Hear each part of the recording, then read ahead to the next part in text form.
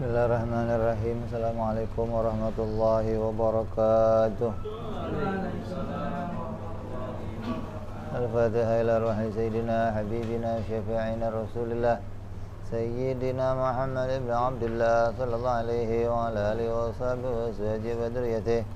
Inna Allah ya'ni darajatihim fil jannah wa yanfa'una bi asrarihim wa anwarihim wa ulumihim wa nafahatihim wa barakatihim fid dini wa dunya wal akhirah wa ja'aluna min hisbihim wa yarzuquna mahabbatahum wa yatawafana ala millatihim wa yahshurna fi sumratihim bil afiyatin wa salamatin lahumul Fatihah.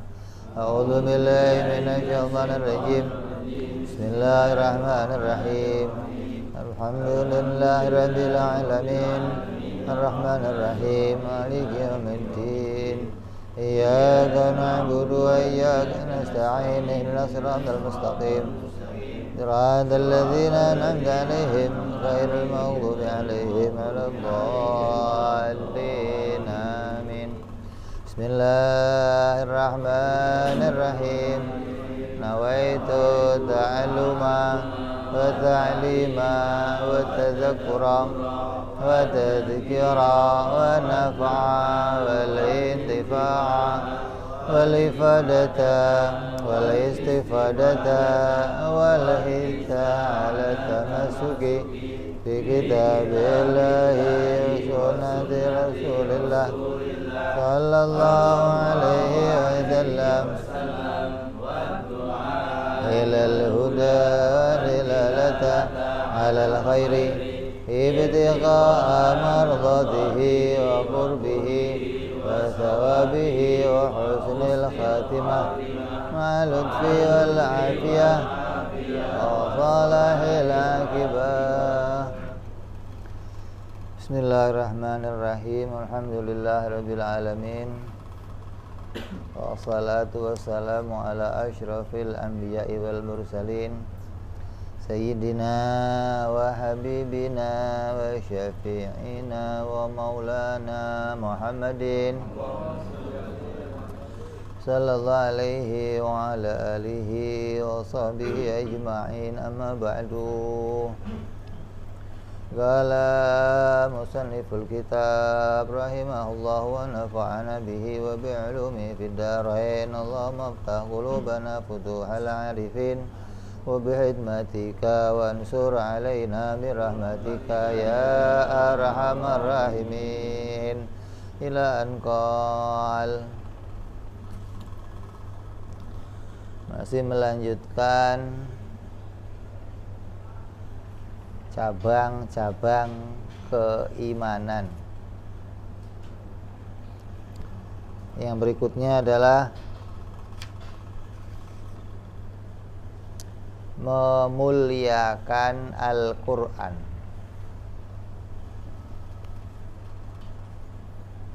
Dengan cara membaca dan menyentuh Al-Quran dalam keadaan suci, memakai pakaian yang suci, dan membacanya di tempat yang suci. Jadi orang yang memuliakan Al-Quran itu diantara telah tumbuh di hatinya cabang-cabang keimanan.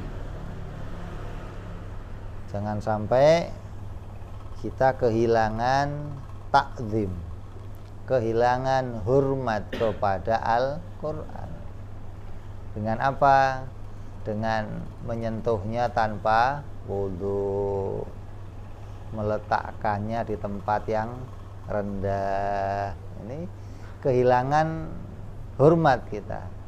Ketika kita kehilangan hormat, maka enggak nampak keimanan kita kepada Allah Subhanahu wa ta'ala, gitu loh. Enggak numbuh cabang dari iman yang pokok, iman kepada Allah, enggak numbuh cabangnya. Nah, di antara numbuh cabangnya apa? Menghormati, memuliakan Al-Quran. Apa sih Al-Quran? Kalamullah. Maka muliakan Al-Quran sebagai petunjuk dari Allah. Kalau petunjuk dari Allah sudah enggak kita muliakan, bagaimana kita akan mengatakan iman kepada Allah Subhanahu wa ta'ala? Jadi penampakannya gitu loh. Hah? Kalau kamu mau tahu ini pohon apa tiang listrik, tahunya dari mana? Ada cabangnya. Kalau nggak pakai cabang namanya apa? Tiang listrik, bukan pohon. Lu iman? Kok nggak ada cabangnya tiang listrik kali ini? Bukan pohon gitu loh. Jadi cabang-cabang ini yang menampakkan keimanan kita gitu loh.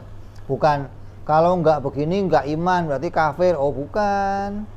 Hilangnya cabang-cabang ini nggak membuat kita kafir, nggak. Gitu loh. Tapi hilangnya cabang-cabang ini nggak nampak iman kita. Kan iman itu tersimpan dalam, ya.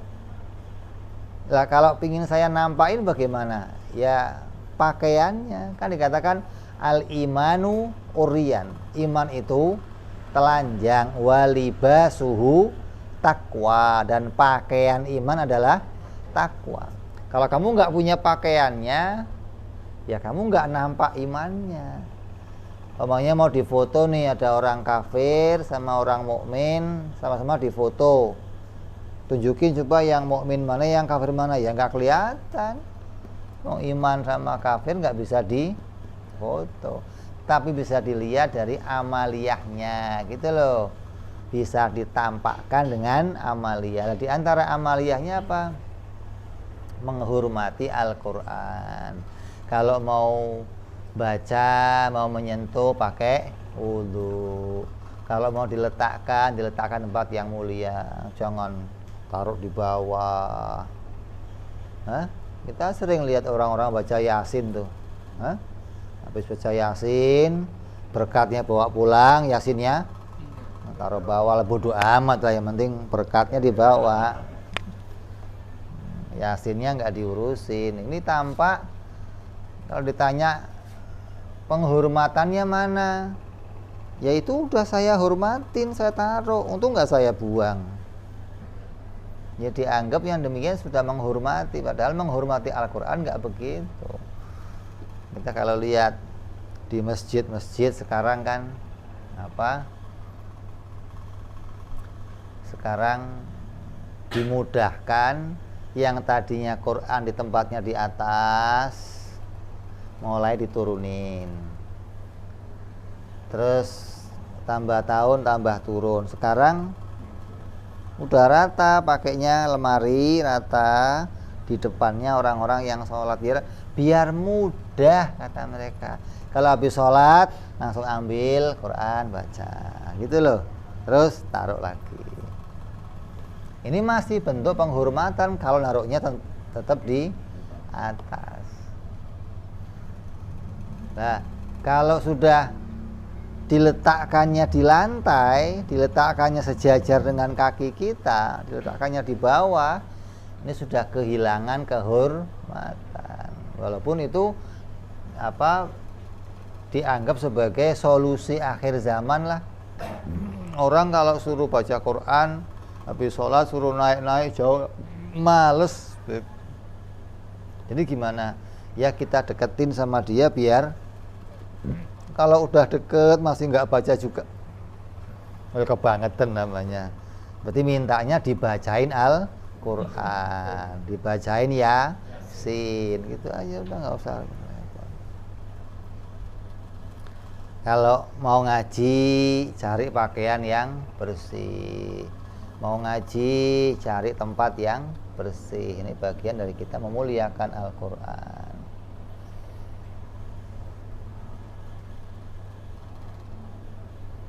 Terus yang ke 20, bersuci dari hadas dengan cara berwudu, mandi besar, dan mensucikan najis dari badan. Rasulullah Sallallahu Alaihi Wasallam beliau bersabda, at-tahuru syartul iman. Suci adalah sebagian dari iman. Yang kita sering lagi, an-nadhafatu minal iman. Orang yang suka bersih-bersih, yang suka pada kesucian, itu bagian dari menampakkan iman. Kenapa? Karena syaratnya ibadah itu bersih gitu loh. Sedangkan orang yang iman itu harus ibadah. Maka orang yang iman dia ibadah, ketika dia ibadah maka dia harus memilih sesuatu yang bersih. Badannya bersih, pakaiannya bersih, tempatnya bersih, baik bersih dari hadis yang kecil, hadis yang besar, hadis yang tengah-tengah gitu loh. Jadi hadas-hadas ini harus dibersihkan dengan baik. Jangan kayak supir angkot gitu loh. Jangan kayak apa? Asal kencing di belakangnya ban, main projolin, selesai kencing masukin jalan. Ini Allah, nggak nampak cabangnya iman, nggak muncul cabangnya iman gitu loh. Kan yang namanya iman udah kita omong membenarkan gitu loh. Apa yang mau kita benarkan? Yaitu bersuci itu kebenaran yang harus kita amalkan. Kalau sudah nggak kita amalkan, berarti kita menganggap bukan bagian dari kebenaran gitu loh. Kamu nggak membenarkan kalau itu adalah bagian dari perintah agama. Kita harus membenarkan ini perintah agama, bersuci, berwudu. Jadi jaga yang demikian, walaupun kamu nggak terus atau batal wudu, wudu lagi batal, wudu lagi batal. Oh saya nggak bisa begitu, belum bisa Bib. Ya sudah nggak apa-apa. Yang penting tetap menjaga diri. Kalau mau ngelakuin ibadah untuk menghormati apa yang mau kita kerjakan, ya kita berwudu gitu loh. Kalau asal mandi besar langsung mandi, habis hadas besar mandi, hadas kecil cebok. Ini bagian dari kita menampakkan, memunculkan cabang-cabang keimanan dalam diri kita. Syekh Hatim berkata kepada Asim bin Yusuf, ketika telah masuk waktu sholat, maka berwudulah dengan dua macam wudu, yaitu wudu zahir dan wudu batin. Asim bertanya kepada Hatim, wahai guru, wahai syekh, maksudnya bagaimana? Maka Syekh Hatim menjawab, wudu zahir engkau sudah mengetahuinya. Ya, orang tahu lah wudu yang zahir yang bersihin pakai air atau pakai debu. Yang dibersihkan mana? Ya anggota-anggota yang harus dibasuh, anggota yang harus diusap. Terus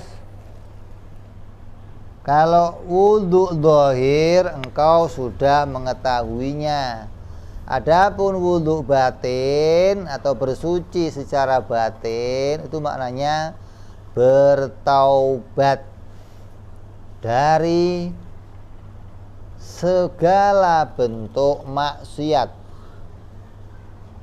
merasa menyesal, merasa sedih, meninggalkan perbuatan menipu,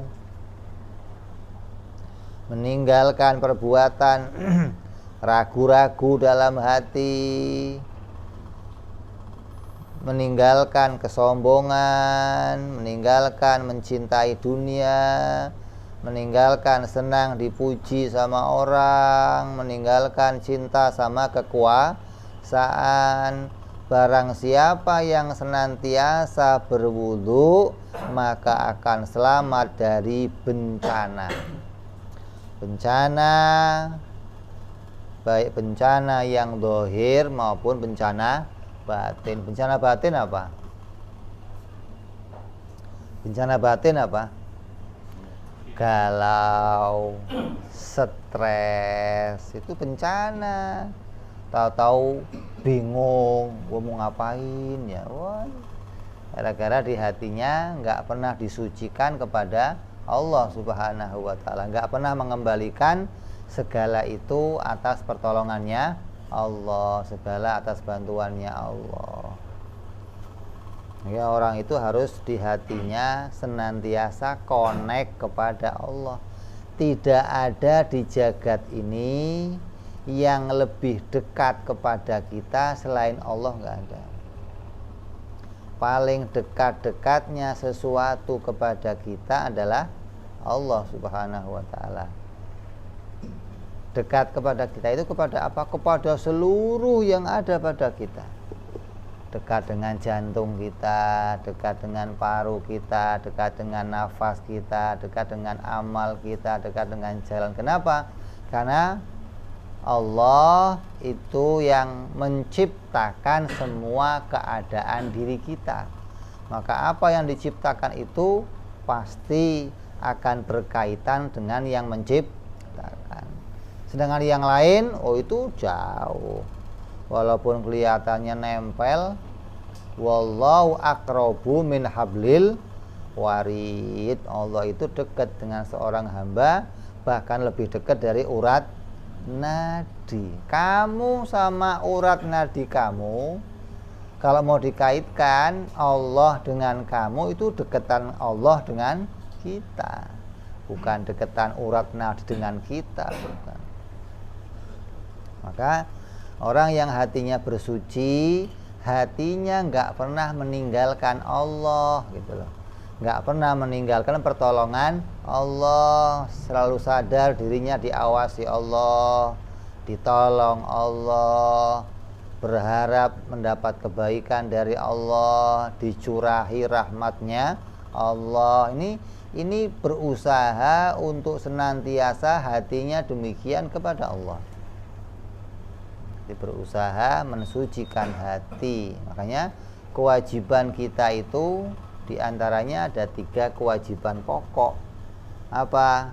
Belajar ilmu akidah, belajar ilmu fikih, terus belajar ilmu tasawuf. Ilmu akidah apa? Ilmu akidah ya prinsip-prinsip keimanan. Bagaimana mengimani Allah dengan benar, mengimani Nabi dengan benar, iman malaikat dengan benar, iman hari akhir dengan benar, iman para rasul dengan benar. Itu pokok-pokok keimanan. Harus dikaji, hukumnya fardu ain. Terus yang kedua wajib pula ngaji apa kemarin? Ilmu fikih. Itu fardu ain pula. Tahu bagaimana bersuci, tahu bagaimana membersihkan hadas, tahu bagaimana tata cara sholat, tata cara puasa, zakat, itu fardu ain. Maka harus didahulukan semua yang fardu-fardu itu dibandingkan yang fardu kifayah. Yang fardu ain kita dahulukan daripada yang fardu kifayah. Terus yang berikutnya juga tasawuf. Apa itu? Ini membersihkan hati, mensucikan hati, wudu secara batin, gitu loh.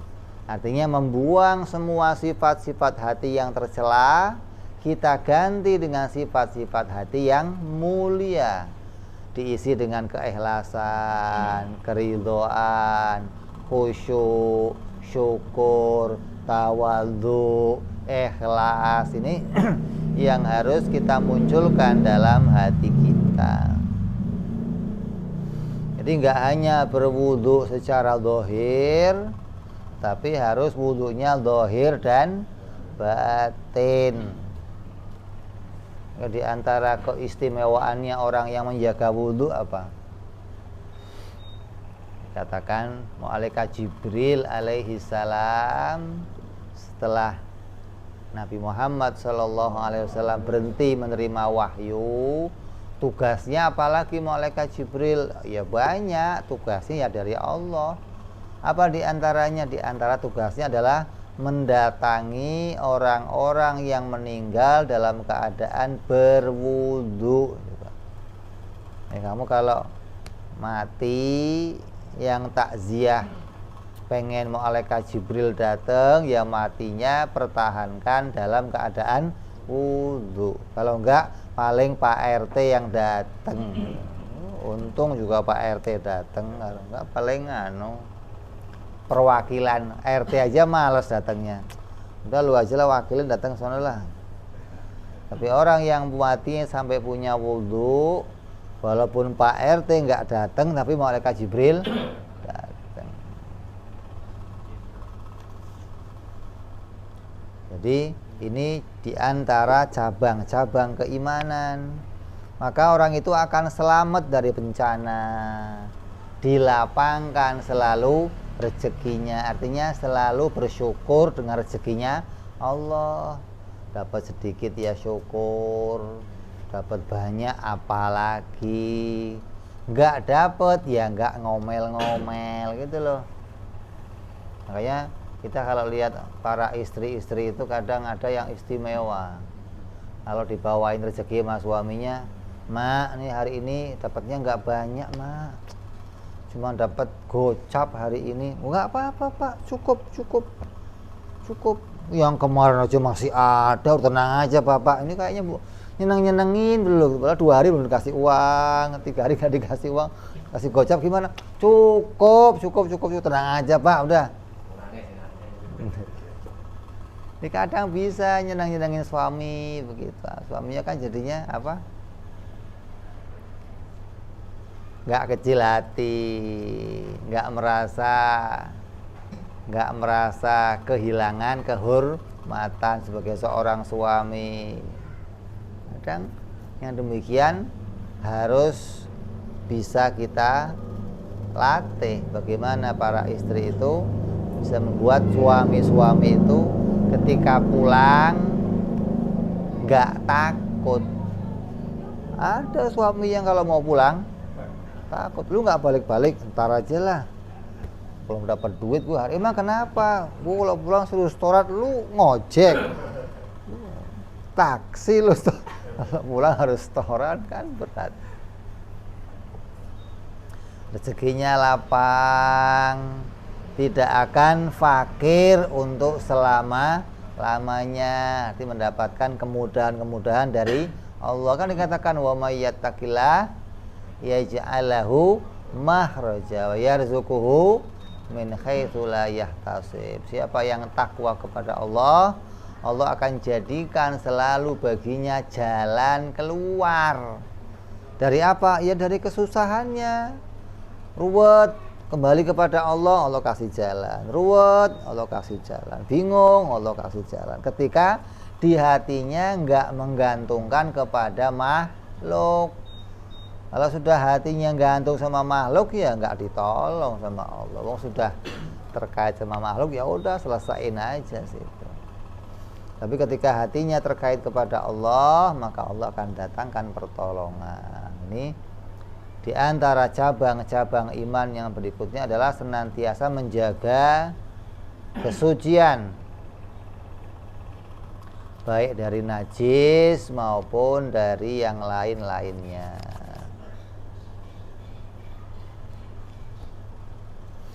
Terus yang berikutnya melaksanakan sholat 5 waktu pada waktunya dengan memenuhi semua syarat dan rukun. Sholat fi awali waktu, sholat pada awal waktu. Rasulullah Shallallahu Alaihi Wasallam bersabda, "Alamatul iman as-sholat." Alamatnya tampak keimanan seseorang adalah mengerjakan sholat. Perintahnya itu bukan ngerjain sholat, tapi mendirikan sholat. Kan beda nih. Qad qomatis sholat, ayo dirikan sholat. Mendirikan sholat dengan mengerjakan sholat beda. Kalau mengerjakan sholat, yang penting sholat. Mau pakaiannya partai, mau pakaiannya hadiah cat tembok, mau pakaiannya Johnny Walker gak karuan. Kadang bolong, kadang pakai kaos oblong, kadang.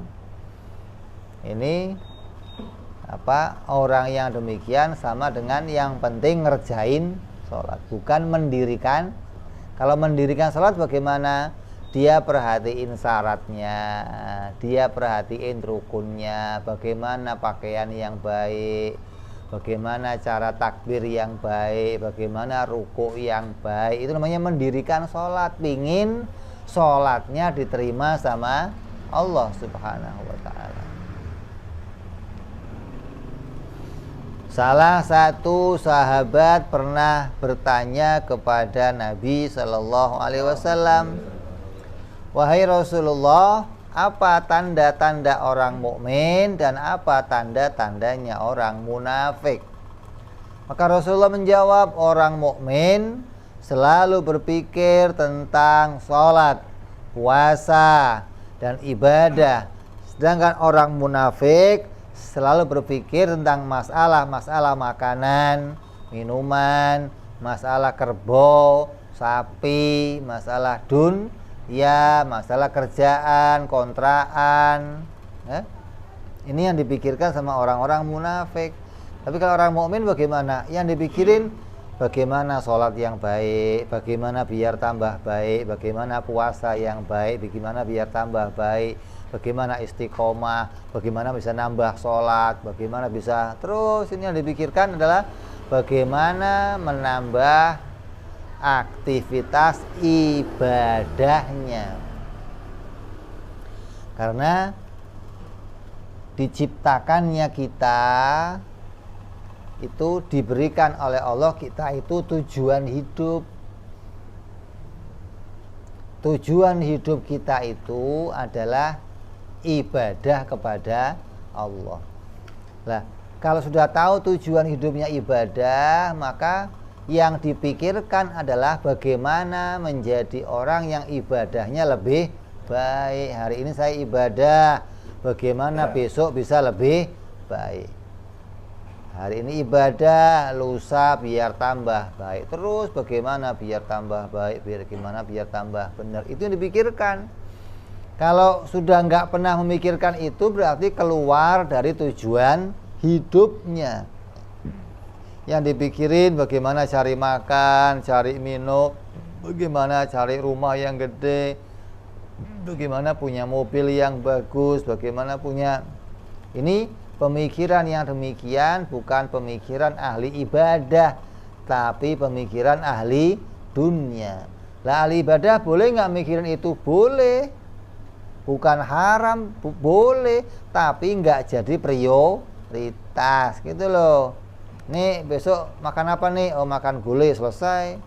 Nih besok mau kemana nih? Oh mau ke kantor, selesai. Besok nggak terus dibahas, asal duduk bahasnya itu. Asal mau tidur yang dibahas itu. Bangun tidur bahasnya, ngimpinya itu sampai banget tergila-gila sama dunia. Asal kurang sedikit di rekening deg-degan hatinya, ya Allah kurang, ya Allah habis rezekinya, ya Allah makan apa besok nih, lusa makan apa nih. Tapi kalau ibadahnya kurang khusyuk, nggak pernah nyesel dia. Ini sholat saya kok hari ini nggak beres nih, kayaknya nggak khusyuk, terganggu mas. Ya nggak pernah. Kenapa? Ya nggak pernah dipikirkan. Tapi kalau omset turun, bingung dia. Ini ada yang bikin nih, ada yang gangguin saya nih, ini ada yang nih, ada yang Allah syirik nih. Ini cirinya orang-orang munafik, artinya nggak muncul cabang-cabang keimanan di dalam dirinya, nggak muncul bagaimana dia bisa menjadi orang yang ibadahnya menjadi lebih baik. Sholat entar-entaran, asal masuk azan, tar dikit lagi lah. masih mau ngerjain ini, masih mau ngerjain itu. Udah ngerjain, lihat jam, ntar dikit lagi tanggung. Ntar kalau ini kelar, baru saya mau.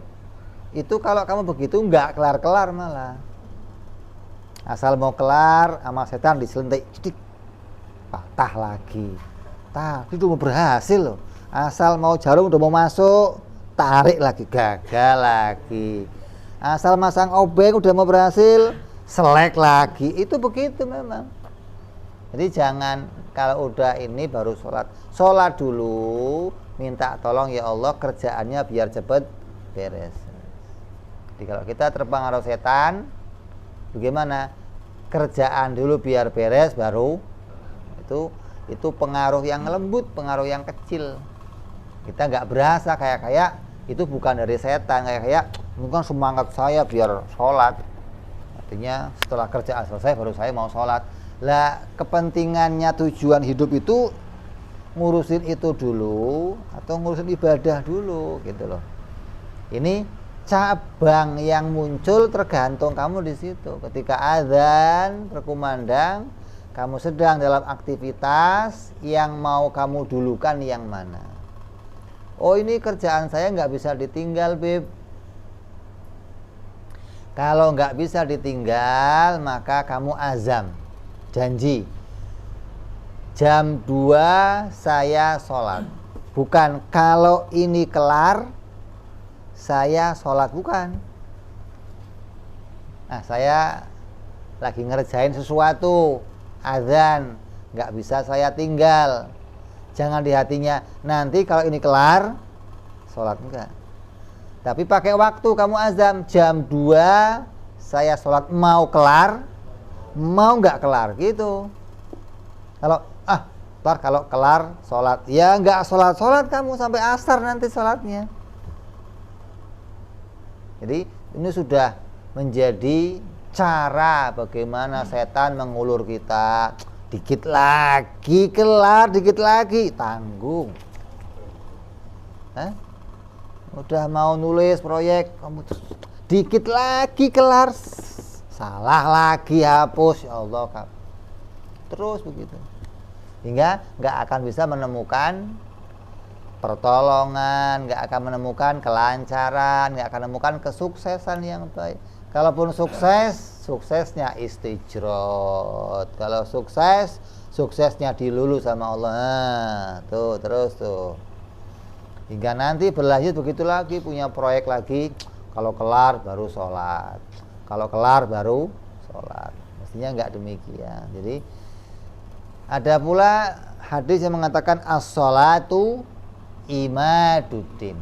Faqad aqamaha, faman aqamaha faqad aqamadin, faman hadamaha, faman tarakaha faqad hadamadin.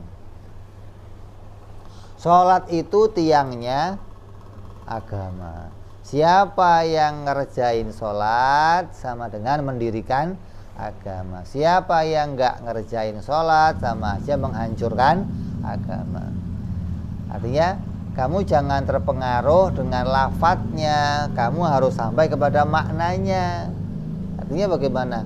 Jangan dianggap seperti orang-orang salafi, seperti orang-orang Mu'tazilah yang mengatakan kalau orang sholat maka hadir imannya, dia termasuk orang mukmin. Kalau dia nggak sholat, tinggal sholat, maka hilang imannya. Kalau hilang imannya namanya apa? Kafir.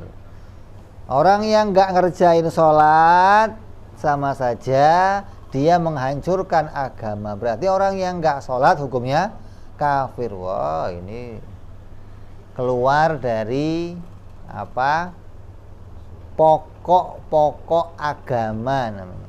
Keluar dari cabang-cabang agama. Kamu harus tahu mana yang usuluddin, mana yang furu'uddin.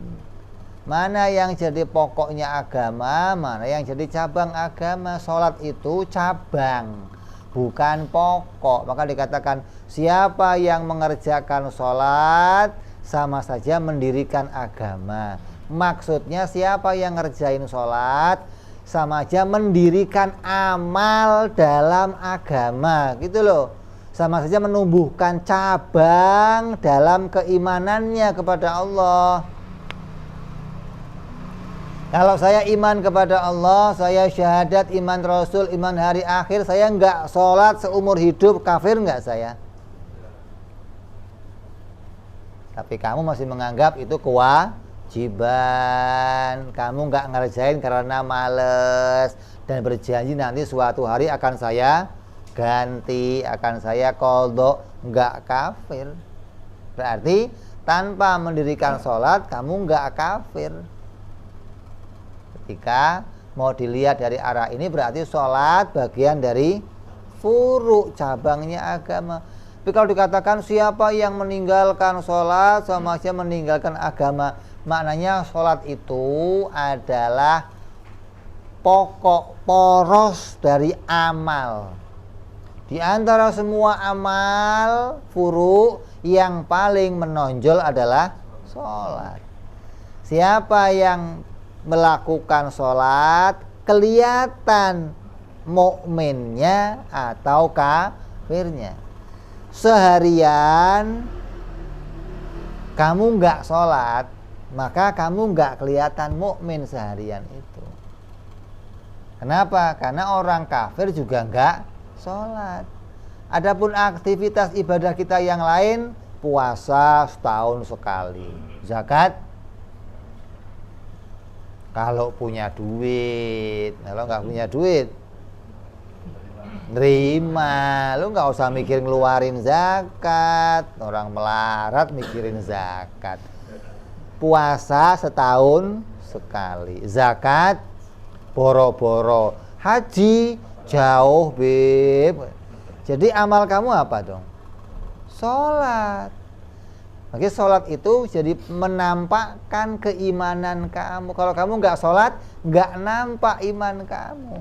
Maka dikatakan siapa yang meninggalkan sholat, meninggalkan, mematahkan cabang-cabang keimanannya. Nggak nampak keimanannya kepada Allah. Bukan nggak punya iman, bukan, nggak nampak. Orang lain nggak bisa lihat kamu itu orang yang beriman kepada Allah, gitu loh. Tapi kalau ada orang kok asal sholat, masuk adzan, sholat, adzan, sholat awal waktu, orang mengatakan, hebat. Apalagi kamu lihat orang tiap hari ke masjid, pagi masjid, zuhur masjid, asar, kamu mengatakan, ini orang imannya kuat ya, imannya tebel, gitu loh. Artinya semangat ibadahnya tinggi, kemauan ibadahnya tinggi. Ibarat pohon itu rimbun, cabangnya rimbun, kelihatan bener kalau ini pohon bukan tiang listrik. Kamu kan kalau pohon paling pohon kelapa, kamu di ujung doang,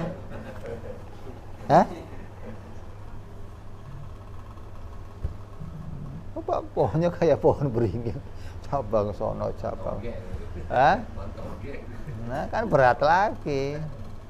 Apalagi orang bisa berteduh di bawahnya, bisa bernaung di bawahnya, nyaman dekat dengan kamu. Kenapa? Teduh, nikmat, bawa ketenangan, bawa kedamaian. Ini yang diharapkan seorang mukmin demikian. Ya, jadi ini yang mau kita tumbuhkan dalam diri kita. Begitu pula puasa. Puasa yang sebentar lagi akan kita masuk juga bagian dari cabang-cabang keimanan. Dikatakan man shoma ramadhanan imanan wahtisaban ghufira lahu ma taqaddama min dambi. Siapa orang yang ngerjain puasa dengan betul-betul ingin menampakkan imannya kepada Allah, maka puasanya membawa faedah diampuni dosa-dosanya oleh Allah. Jadi niat puasanya apa? Mau menampakkan saya iman kepada Allah, dan puasa ini perintahnya Allah. Saya kerjakan perintah ini untuk menampakkan saya sebagai hambanya Allah. Maka itu nambah tumbuh cabang kamu, tambah tumbuh keimanan kamu, tumbuh penampakan iman kamu di hadapan Allah Subhanahu wa ta'ala. Jadi jangan sampai kita meremehkan itu semua. sholat ini gampang. Oh, hati-hati ini. Kalau kamu sudah menganggap sholat bukan kewajiban, maka kamu nggak usah nunggu 3 hari, nggak usah. Nanti katakan siapa yang 3 hari nggak sholat, maka dia jadi kafir. Nggak usah 3 hari, kelamaan mau kafir aja 3 hari. Kamu di hati kamu ngomong sholat bukan kewajiban, nggak usah nunggu 3 hari. Waktu itu juga kamu kafir sudah. Waktu itu juga kamu sudah murtad di hadapannya Allah. Kamu sudah nggak dihitung orang yang beragama ketika di hati kamu ngomong ngapain sholatnya bukan kewajiban. Nah, ini bahaya ini. Jadi di antara cabang-cabang keimanan yang berikutnya adalah apa? Sholat, mengerjakan sholat pada awal waktu. Sholat di awal waktu itu hukumnya sunnah. Sholat di akhir waktu hukumnya wajib. Kamu milih mana? Milih wajib pasti kamu kan, senangnya kan. Kamu kan gak senangnya sunnah-sunnah, senangnya yang wajib-wajib. Artinya orang yang sholat di akhir waktu dapatnya wajibnya doang gitu loh. Orang yang sholat di awal waktu dapatnya sunnah dan wajib. Kamu kan gak double kan. Saya mah orangnya tawadhu, Bib. 1 udah cukup, Bib. Nggak usah pakai yang sunnah-sunnah. Yang penting dapat wajib udah untung, Bib. Alhamdulillah. Daripada kagak, Bib. Wah, ini berat ini. Jadi jangan sampai kita terbiasa sholat itu menjadi kewajiban. Jangan. Coba tingkatkan sholat menjadi kebutuhan. Kenapa? Karena tujuan hidup saya ibadah. Kalau saya nggak ngerjain ini, saya nggak nampak sebagai tujuannya sebagai makhluk. Nah, kamu kalau ditanya mau sholat, wudhu, mau kemana nih? Mau sholat biar kayak orang gitu. Yang nggak sholat siapa? Kucing kan? Kalau kamu nggak sholat, kayak orang nggak? Enggak. Kalau kamu nggak sholat kayak kucing gitu. Kalau sholat, kayak orang gitu loh. Jadi itu namanya nonjok orang gitu loh. Mau kemana nih? Sholat dong, biar kayak orang dong. Jadi kok bukan orang, bukan orang. Terus apa? Ya terserah mau ngomong pohon boleh, kucing boleh, kursi boleh. Pokoknya lu kayak orang. Kalau ingin mau kayak orang ya tadi ngelakuin kerjaannya orang gitu loh. Apa sih kerjaannya orang? Ya kerjaannya orang ibadah kepada Allah Subhanahu wa ta'ala. Ini cabang-cabang yang harus senantiasa kita tumbuhkan dalam hati kita. Setelah kita tahu pokok keimanan, mengimani sifat-sifat Allah yang wajib bagi Allah, yang mustahil bagi Allah, yang jaiz bagi Allah, mengimani sifat-sifat para Rasul, itu pokok-pokok keimanan. Terus berusaha kita menumbuhkan cabang-cabang keimanan agar kita betul-betul nampak sebagai seorang mukmin dan muslim, nampak aktivitas ibadah dalam diri kita ya. Ini cabang-cabang keimanan yang akan kita bicarakan masih banyak, dan mudah-mudahan nanti bisa kita lanjutkan pada perjumpaan kita setelah Idul Fitri insya Allah. Minggu depan kita mau penutupan tawakuf sementara kajian kita malam Ahad dan malam Jumat.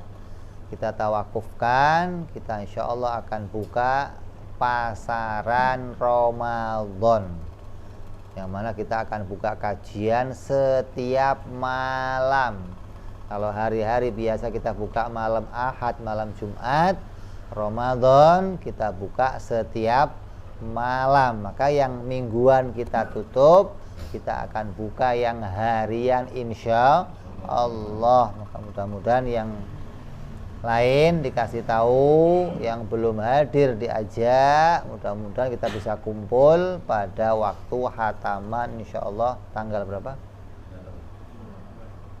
26. Berarti malam Ahad depan insya Allah. Mudah-mudahan kita diberikan keberkahan oleh Allah di bulan Sya'ban, dipanjangkan umur kita sampai bulan Ramadan, Allah tambahkan keimanan kita, Allah tambahkan kesehatan kita, Allah jadikan kita punya kesehatan yang sempurna hingga bisa ibadah dengan baik di bulan Ramadan, bisa sampai kepada mendapatkan ampunan dari Allah Subhanahu wa taala, dan bisa menjadi seseorang yang sampai kepada diampuni dosanya dan keluar Ramadan menjadi orang-orang yang seperti orang yang baru dilahirkan dari, amin ya rabbal alamin. Ala hadhihi niyyah wa ala niyatin salihah wa ila hadratin nabi. Al-Fatihah. A'udzubillahi minasyaitonir rajim. Bismillahirrahmanirrahim. Alhamdulillahi rabbil alamin arrahmanir rahim maliki yaumiddin iyyaka na'budu wa iyyaka nasta'in siratal ladzina an'amta 'alaihim ghairil maghdubi 'alaihim waladdallin amin. Ya rabbana i'tarafna وأننا أسرفنا على لظى أشرفنا فاتب تغسل كل هوبا واستر لنا عوراتي وآمن رواتي واغفر لوالدينا ربي ومولودينا والآل والإخوان وسائر الهلان وكل ذي محبة أو جيرة أو صحبة والمسلمين أجمع آمين ربي فضلا لا باكتساب منا بالمصطفى رسولي نضى بكل سولي صلى وسلم ربي عليه أدى الحب وآله وصحبه عدد طاس صحبي والحمد للإله في البدء والتناهي سبحان ربك رب العزة عما يصفون salamun alal mursalin walhamdulillahi rabbil alamin. Assalamualaikum warahmatullahi wabarakatuh.